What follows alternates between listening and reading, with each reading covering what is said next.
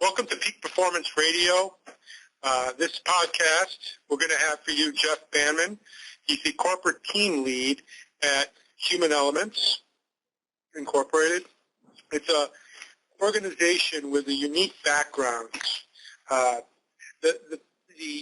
The other aspects of Jeff's background is in the intelligence community, government intelligence, first responder community as well as the background as various different types of business models, which we'll find out in more detail on this call. So I'm excited to get in this. This is really a podcast that's going to be geared towards a mindset that applies to business, that applies to the first responder community, as well as to team sports, and I personally feel it applies to everything in life. So with no further ado, I'm going to start with my first question to Jeff. And my first question to everyone has always been, when you hear the definition of peak performance, what does that mean to you? Absolutely. Thanks for having us today, Marcelo, and looking forward to the conversation. But, just clearly from my background and the worlds I've operated in, peak performance on our side of the equation is really the ability to combine the physical capabilities of an individual and the mindset the individual brings to the table in order to negotiate successful outcomes to the things they'll encounter. Whether that's in the law enforcement communities, out in combat engagements, in the fire service, these are high-risk environments, and so functioning in a space of peak performance really is the blending of physical abilities, training capabilities, but even more so than that is carrying the right mindset to the equation to create options and create successful outcomes to the challenges that we all face. That's a great response. It is so unique in the community that I ask it to. There's always a common thread there that really has to it's usually a measure of performance, and it's also always leads back to what I kind of expressed and what you've said before, which is this type of mindset. Can you share with us maybe anyone that has directly influenced you in your success as far as a person or maybe a unique experience, and I'm going to throw in there as well certain books that have influenced you in your success as well? So that's people and books that have kind of guided you towards where you're at today in life. Absolutely. I think we could probably take about 3 days to cover all the people that have contributed to my own success in the operational environments, in the business community, and everywhere else that we've been. But, there's been a repetitive component of my life that I'm so thankful for, and something that I learned very early on in learning to be a fly on the wall and absorb information from everyone around me. I grew up outside the D.C. area at a young age, starting in the fire service, and had the privilege of men that had retired from D.C. Fire Department in the 60s and 70s that had been around for quite some time, those that were still working and active, and that also then went into the military with men that had been in a variety of engagements and a variety of operations, and that carried forward into the intelligence world where I had the opportunity to work with a variety of people from vast backgrounds. And so while it's tough to nail down one particular person and attribute anything to one specific individual, truly it's been a collective element of the people that have been in my life and my capacity to just sit and listen and absorb from them. I feel like I've been the connected generation, having those people present in my life consistently, and where today a lot of the younger guys don't necessarily have that. available to them on a daily basis. The stories of the days when people were doing a lot more with a lot less, facing numerous challenges. And so what I think that did for me at a very young age was start to develop my mindset in a way of being open to options and how to approach problems with the idea that, hey, maybe I don't have the latest, greatest technology, or I don't have these capabilities or these capacities. How can I still get this job done, this mission completed, meet these requirements? And so it's just been exceptional over the course of my life to learn from guys like Al Dutton, who passed away a couple years ago, went to work for D.C. Fire Department in 1974.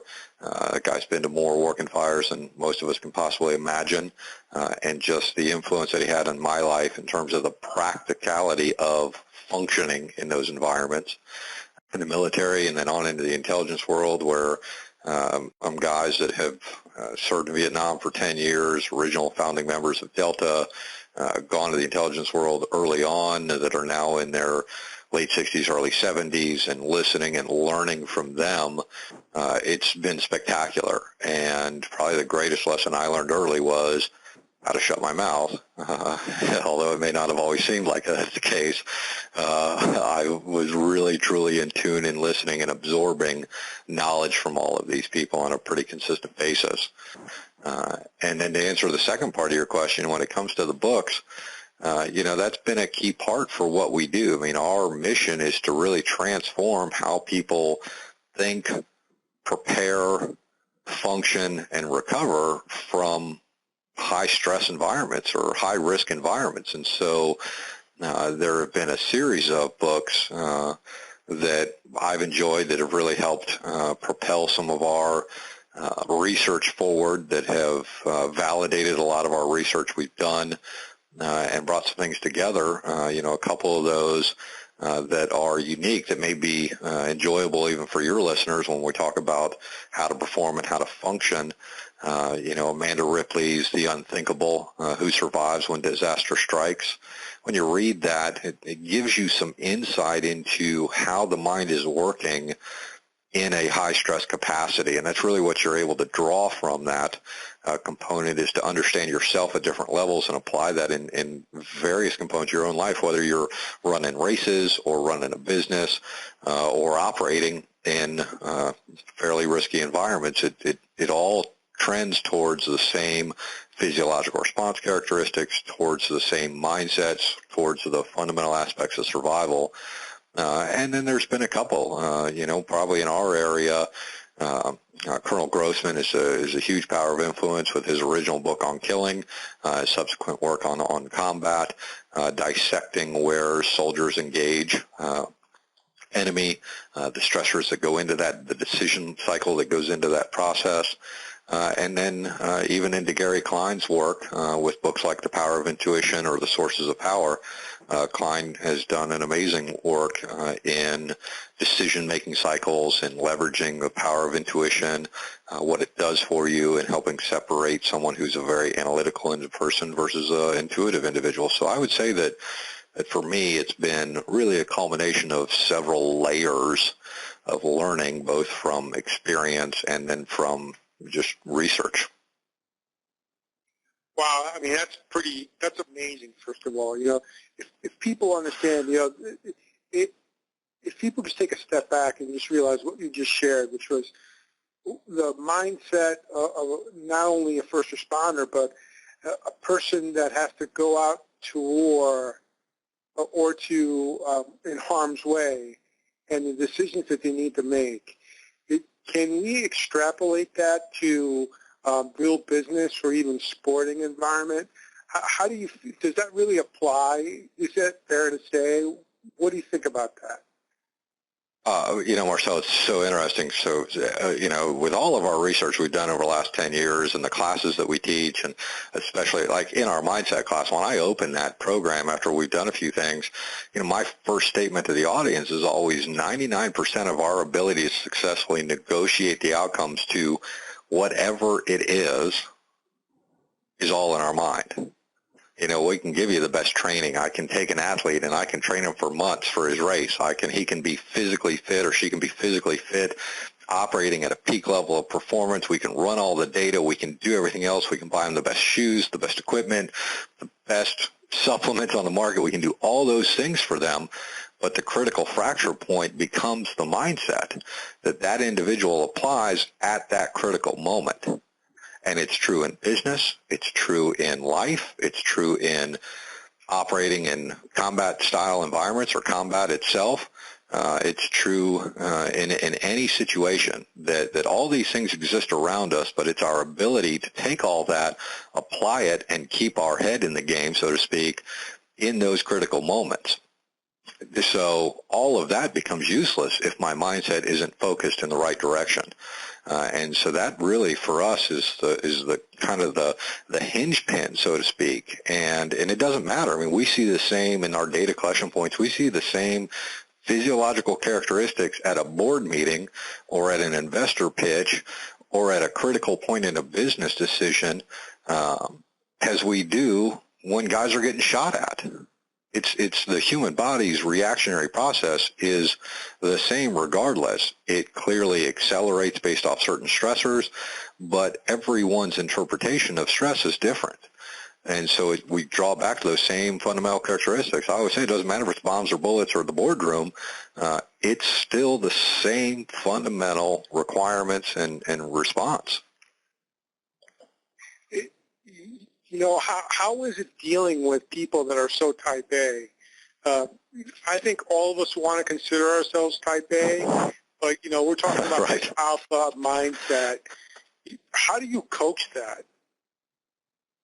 It's always interesting because clearly, our worlds, and it really doesn't matter, not the military is very eccentric about it, and even the fitness world and the racing world and any level of competitive environments, you go to, well, this is a type A personality piece. Well, the requirement there really, if we uncover it, is to look good. And so we're constantly trying to keep ourselves in a space of looking good, which also keeps us in a place of denial about maybe what we've actually are doing. And so a couple of the programs that we do from the human elements side, if we're working with a special operations team or small units or a variety of people, the value we always have, and it's fun because it happens every time, we work through a week program where we take the participants through a series of exercises, and we bring all the data analysis to the table. So we're bringing a variety of biofeedback data, heart rate variability, percentage max heart rate, some of our own calculations and our own data structures around that, as well as breaking out all the cameras, creating as many video capture angles as we possibly can. And so when we get guys out conducting operations, you always will see, for instance, a couple of years ago, we're training a special operations team, had a guy engaging a target, firing off a couple rounds while he was looking 90 degrees to his right, talking to his buddy.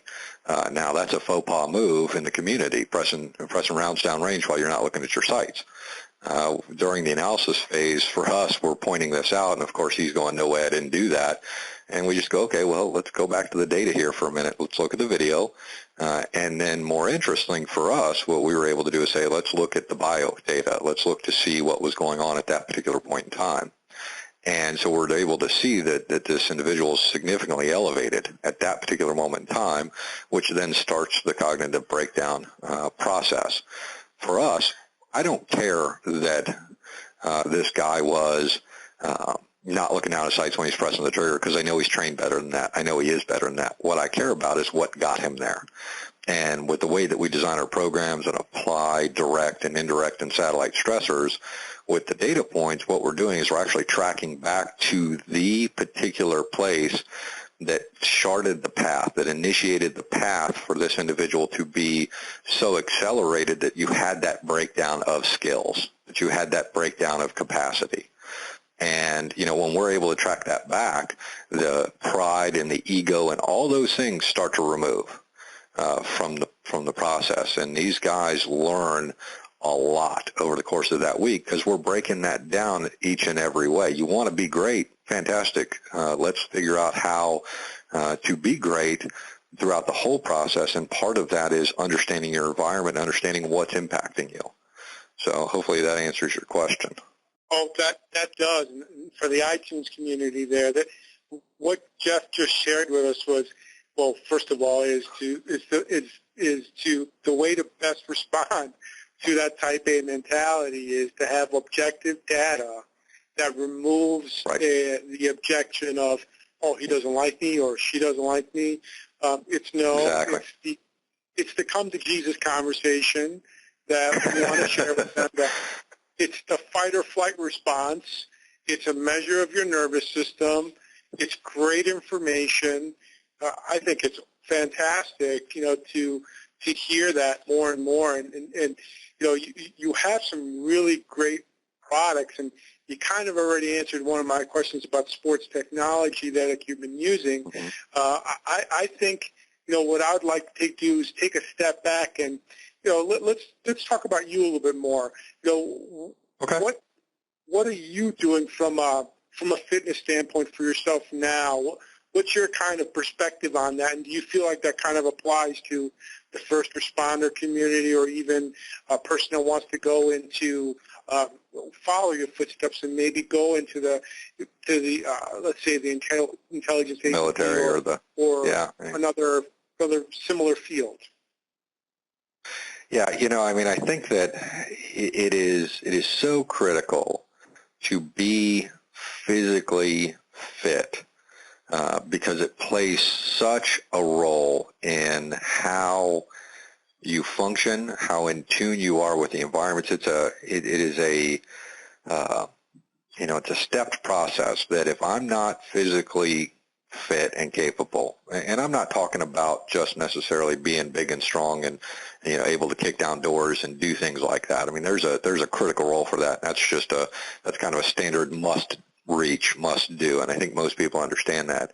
But there's a role in the fitness space that provides a significant part of the equation when we're talking about how to deal with, manage, and respond to and negotiate through stressors, because that's really, at any level, that's what we're doing, whether it's in business, in sports, in operational environments. We're really continually dealing with the stressors that we're facing. And your body's ability to be healthy and function in those spaces is absolutely critical. For me, I've stayed for years more in the military genre, running, pull-ups, push-ups, sit-ups, that basic stuff. I've changed a little bit of that now in the mix. As we've talked in the past, I've kind of this year started into the CrossFit program, had done it before, and sometimes kind of circled back around to it, because for me right now it's really about functionally strong. And really just been enjoying that, embracing that piece to it. Plus, I'm on my run to 40 here in the next year, and want to look good when I hit 40. So we're really trying to elevate my game there a little bit. But it's not only that physical capacity and that workout capacity, but it's also the dietary component to it, as I've learned, which is something I kind of sloughed off for most of my years. Oh yeah, I eat okay or eat good. And sometimes not, is a huge critical role to it. So we're actually, right now, I'm in week 3 of the Whole30 program, kind of this extreme paleo diet deal. No sugars, no dairy, no bread, no grains, no nothing. But even in that space, I'm finding myself now in one where I feel like I'm blended in a great workout pattern and a great diet. I'm wide awake about 5:30 in the morning, just ready to go. I'm in tune all day, not exhausted. I can feel my body consuming its fuel as it's necessary. It's been fantastic, and so combining those two really, it's been an order of magnitude difference in how I'm working out, what it's given to me, and my mindset across the entire day. So it's a huge component. It's interesting you say that. My co-host is we've been doing kind of experiments on each other, and for the most part, he's lost over about 60 pounds, and I actually put myself on a paleo well, I wouldn't say a paleo diet, but I removed grains and processed foods and ate more natural foods and leaner protein sources, and I lost about 20 pounds, and then I wanted to do a self-exploratory study, and I decided to introduce grains and wheat back into the diet, and I immediately gained those pounds back within 4 weeks. Right.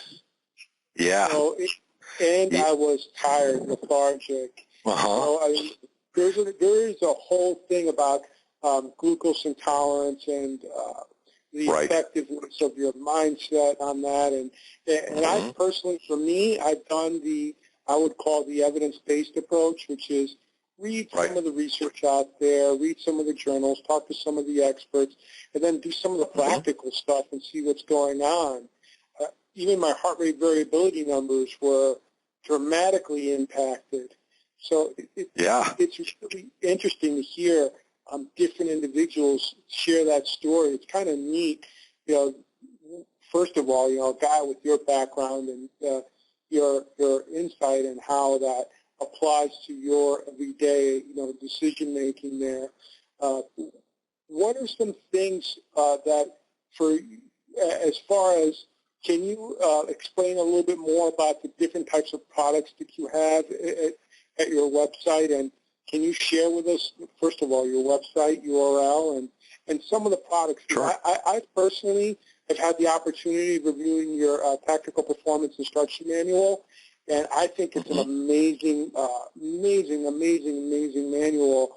And I mean, for me, this was a great opportunity to have you explain some of your programming. Absolutely. I think for us, what I really wanted to do in bringing human elements together was design a company that didn't look at what product you need to do or what supplement you need to take or what, widget, gadget is latest out there. What we wanted to do was look at truly the human factor side of function and performance and where things break down in the equation of you as an individual. And for us, clearly, having been in the defense and the intelligence world for so long, a lot of our programs are targeted in those directions. Our lead program, Operational Mindset, comes in a couple different forms, either our Impact Seminar that's about a half-day program all the way up to a 3-day exploratory course that we call Operational Mindset Unplugged. You can check those out at operationalmindset.com. That's a significantly impact program. It's really the cornerstone program of our company. It's a course I've taught now for almost 10 years to countless people stepping into harm's way. And it is just that. It's about creating an operational mindset. We teach a lot of relaxation techniques and visualization techniques in that program. But we really uncover the human factors that either contribute to success or contribute to a negative outcome for people. The other significant program that we do that you just talked about, our Tactical Performance Instructor course, it's really a human design program where we're actually teaching instructors how to re-engineer the fundamentals of training at any level in order to apply the critical data points that we talked about earlier that you need to kind of remove the human interpretation and deal with some of the type A personalities and the challenges that you get in the training environment. So how do you create an immersive environment with applied stressors that truly simulate the real-world aspects of operations? And we're able to take through and teach people how to conduct analysis in a very scientific format, apply direct. What we find all the time is not so much, guys are great at dealing with direct stressors. Any professional that has made it in any industry is usually very good at dealing with all the direct stressors, the things that come at us head on, because we've been there and we understand that. We know how to do that. What catches us is what we call our peripheral stressors, or the satellites, the things that kind of orbit around us every day that just create minor influence points. and those minor influence points compound along the process. And so the human design courses at Chandra is really about learning how to apply those techniques in training and learning environments. You come to a Jeff course, you're being screwed with from minute one. You may not know it, but the fact that you didn't have a pencil is there by design. It's and we're collecting data each and every moment off of every single thing that we do, and so part of that process, right? The fact that you're sitting on the hard chair, by design. So we embrace that, and we kind of approach things at a different level. The website for the company, humanelementsinc.com. We do a lot of knowledge transfer right this minute, and that comes in a variety of programs, and we've been able to do that in the military and the defense and the intelligence community, the law enforcement community at all levels. We've been asked to come in and work in the business world on a couple standpoints to do some really exciting work there and bring the knowledge that we've rooted in the extremes, that we understand works at the extremes into the business community, because there are so many challenges there. We've worked in the professional athlete world with a lot of people in terms of the mindset, again, because it's so similar. And the cool things that are coming from the company this year is working towards the launch of Live Lab Technologies, in which we're actually bringing some real tangible products to the market here later this year and significantly into 2014. So we're just excited about what we're doing. We're unique in what we do and how we deliver it. I will say that it's amazing. You have a very experienced staff from very different walks of life. I think the common thing would be that they've had some form of first responder or military background, but also some of them have had competitive sport experience right. as well. Do you feel that with the disruption that's going on in the United States right now, as far as information goes, what would be the easiest, or what would be something that you would say maybe to a high school individual or just someone that wants to actually walk into your shoes? What would be kind of if you're going to get into military or into first responder community or into just taking your steps into college, what would be some things that you would recommend to them to get them ready with the proper mindset? Yeah, and that's it right there. I mean, that's the key, and really to me the key to success over everything, because everybody goes to, well, you got to be physically fit, you got to do this, you got to do that. You got to learn how to develop a mindset. I mean, that's above anything else. Everything you do is about training and creating that proper mindset for any challenge you're going to face, for anything, whether it's college or, if you're joining the military or you're going on and doing, any level of environment.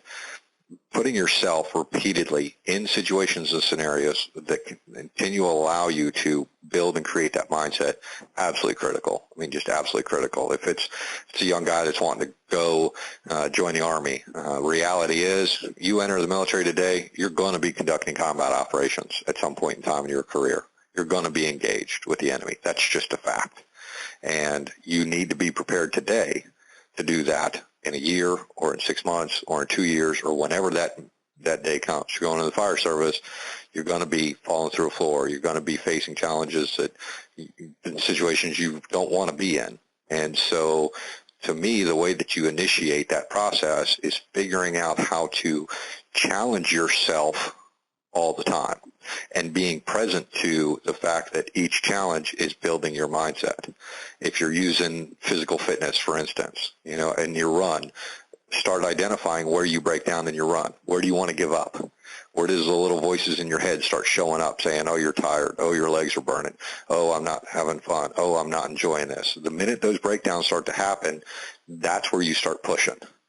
That's where you begin the challenge of re-engineering your mindset.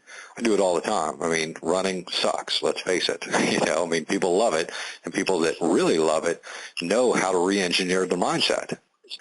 But you know it from your experiences, Marcelo, when you're physically pushing yourself and you start to experience those breakdowns come cognitively or emotionally before the body does. Well, right? I don't break down. I don't know what you're talking about.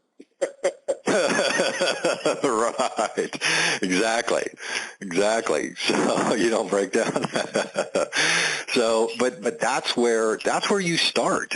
Even in schoolwork, even in self-discipline, when your mind is saying, I don't want to, or I can't, or I'm not sure, or you start to sense, when you can learn to be present to your emotional state and where your mind is at, when those triggers come and you can stop them and flip it to be successful, that's the process that you start learning. That's where you really start becoming successful and start being able to push boundaries and push your limits and go beyond anything you thought you were capable of, because your body will do all kinds of things. It's your emotional base and your brain work that really starts to tear it down for you. So, physical fitness and clearly being involved in the programs is one clear way, especially in our worlds, to start that process. But you're doing it with a purpose. You're doing it with a purpose of not only being physically fit, but building that mental capacity as well. How do we make it sustainable? Because if you look at right now society in general, we got an obesity issue, we got a education issue, we have an economy issue. It's complicated. How do we make things more sustainable for people to be more successful? What do you? I mean, I know it's it's kind of a loaded question. Thanks, Marcia. Right. Sure. Let me just solve the global crisis for you right here on your podcast, and we'll go on with it. Yeah. Well, I know. I understand exactly what you're saying. Exactly what you're saying. So, how do you get there? Right? Yeah. I think part of the, we fact is we all, and I'm just as guilty. So, there's no finger point going on here except right here at this guy. We all get into a mode where we want results, and we want results now. We want our wars to be done. We want things in and out. I want to be ripped and lean tomorrow. I want to be on my diet and lose my pounds tomorrow. We live in a 7-Eleven, got to have it now society, and nothing comes that fast in terms of your physicality or your cognitive ability. And so how you make it sustainable by creating wins for yourself. I just did I'm actually going to, just for my fun time, I'm going to write my own blog here and tracking my run to 40 because I've got some real specific goals.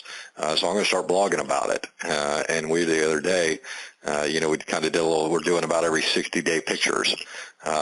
And I didn't feel like I changed that much physically over the last 60 days. Man, seeing it on that picture, I was like, holy cow, look, my arms are getting bigger. I feel better. I'm able to create pockets of success for myself that reinforce my mindset of where I want to be. And then at the end of the day, man, it's a freaking matter of choice. And what you have to do is accept that most things are a matter of choice, and you're going to choose differently than maybe you normally have. And that's really at an individual level where it creates sustainability. I think as a society we miss an understanding of the power of choice and the role that we play in choice. We get into a habit of, well, this happened to me or that happened to me or whatever it may be, and we miss the fact that we had a huge hand in wherever we're at, right, at a given point in time. And it's easy to blame it on things or people or other stuff versus having to do the hard thing and take a look and go, well, you know what, I got fat in 2009. For me, I 252 pounds by 2009. It's atrocious for me. But I made the choices that led me there. No one else did. Nobody else did that. I did that. And it was my choice to be there. And it was my choice to fix that. And I fixed it rapidly when I finally woke up to it. And, I've been, sitting around the 185, 190 since that day, because it's a choice I make every day. It's a choice I make to get up, go to the gym, or eat healthy and do the different things that I need to do to be healthy. So I think when it comes to sustainability, there's an accountability piece of choice that just has to be reinforced at every level. I think, first of all, I hope everyone realizes that the take-home message there is to have to take that little inner child in you and give it a swift kick in the pants. For the most part, you're the one who will be responsible and needs to take that responsibility and practice more self-care. I think, all this information that really culminates to what you guys are doing in your day-to-day business. I encourage people to definitely jump onto your website and really consider, that's www.humanelementsinc.com. Inc.com. Mm-hmm. And, I think people should really take a look at it. If you're a business owner, if you're a fitness professional, there's a lot of helpful videos that you guys do, and I look at that, and I think that at the end of the day, we need to, we don't talk about it. It's kind of almost like voodoo-ish, but this mindset, it sometimes encroaches on, I think, a religious mindset almost of individuals, because there's a spirituality component to it. And I think completely that when you look at these things, overall, as a person who's been in many different situations in many different places in the world, is it just a human response, a common human response? Because you've probably seen different continents, you've been in different cultures. Do you think it's the same in different countries as well? Yeah, no, I mean, you're talking 23 countries around the world, and having worked in each of them for me over the last 10, 12 years.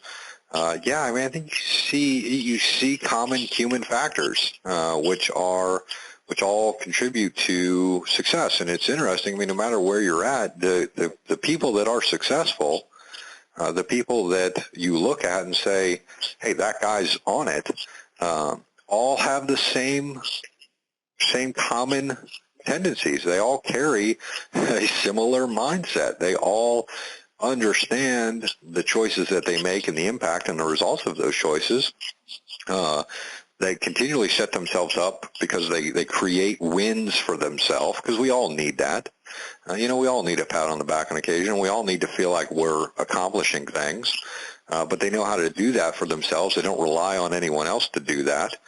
And the guys that fall off the map, the people that are just kind of trudging through life, doesn't matter where you're at, same tendencies. A lot of blame shifting and kind of non-responsibility postures that you find. And so that's partly where, we can continually look to break that down to understand that at a greater level, so that we can start resolving those issues with people. I mean, some of the one-on-one coaching we do and, the phone calls we get and the efforts that we make, I mean, really start to break down some of those barriers as we deal with people. And so it's a very interesting pattern that repeats itself.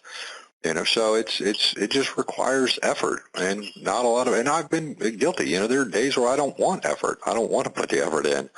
But if I want the result, that's the deal. That's what goes on with it. And so, whether your life's on the line or your business is on the line or you're running a race and want a place where you want to be, you got to make that decision.